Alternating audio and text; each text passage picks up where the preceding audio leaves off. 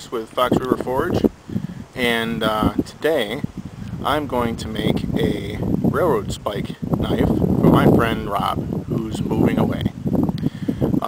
When we first started talking about the forge, he said, "I'll buy the first railroad spike knife you make." Well, the first one I made kind of turned into a butter spreader and wasn't worth selling, but we're going to set out today to make one for him as a going away gift. So I've got the forge going, as you may or may not see the smoke coming off of it. And we got our, I got my shadows. What do we got? Got the spike that we're going to use. So let's see here. Look at that. Get it into the fire here. Alright, we'll get that going.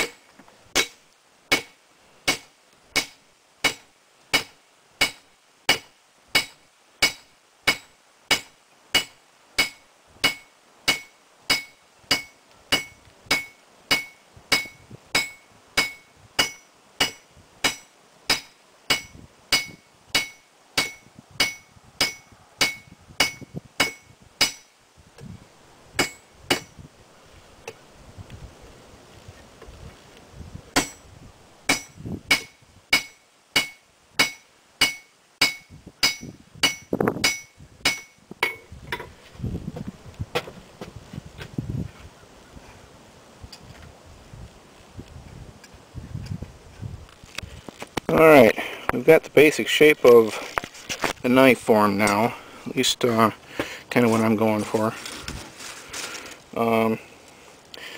Tone down what will be the head, striker head, just because I kind of like the way that looks. And then we've got the blade area shaped fairly well, at least roughed out. So I'm going to go with a smaller hammer and start tweaking the shape of the blade from here and see what happens next.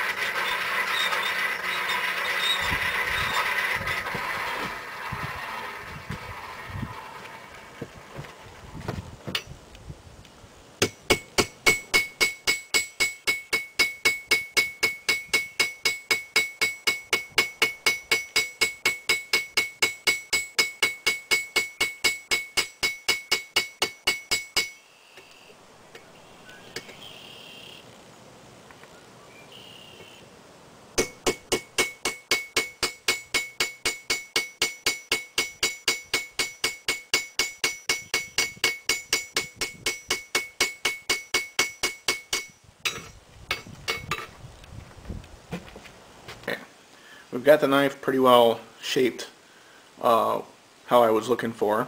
So what we're going to do now is we're going to grind it a little bit to clean it up, put an edge on it, and do a little finish touch work on it. Not a lot. I know Rob likes the rustic sort of look, the obviously homemade look, so we're not going to go crazy cleaning it up. I mean, if he wanted a finished sort of knife, I wouldn't have used a railroad spike to begin with. So, like I said, we got the basic shape. Ooh, let's get in focus here. All right, basic shape set up. I cleaned off that, or flatten the drive head, like I showed you before. Put a little finger groove in, and so now it's time to clean it up a little bit and see how it comes out from there.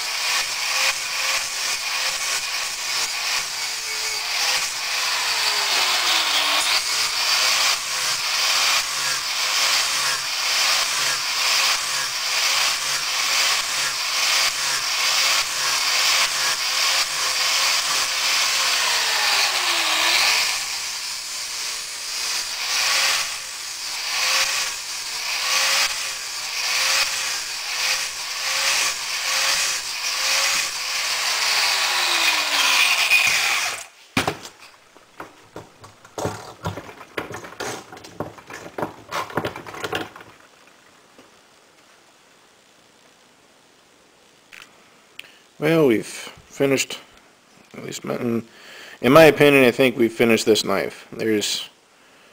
Upon looking at it, there's something I'd like to tweak, but, so what we got, I left that rough surface, but I did put an edge on there. Tweaked up the tip a little bit, give it more of a, I don't know if you want to call it a drop point or a Bowie style look to it. Cleaned up the top a little bit. Cleaned up the hilt.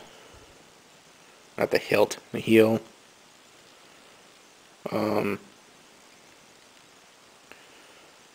So, get a little better look at that. Yeah, well, it was a knife that was made by a left-handed guy, and it's kind of a left-handed knife. Problem is, Rob's not left-handed. So, just all that much more of a signature. What I don't care for, and I don't necessarily think you can tell, but it curves this way a little bit off the handle. So yeah, so that would bend a little bit like that. I would have liked to have taken that out had I noticed it while I had it, at the anvil. But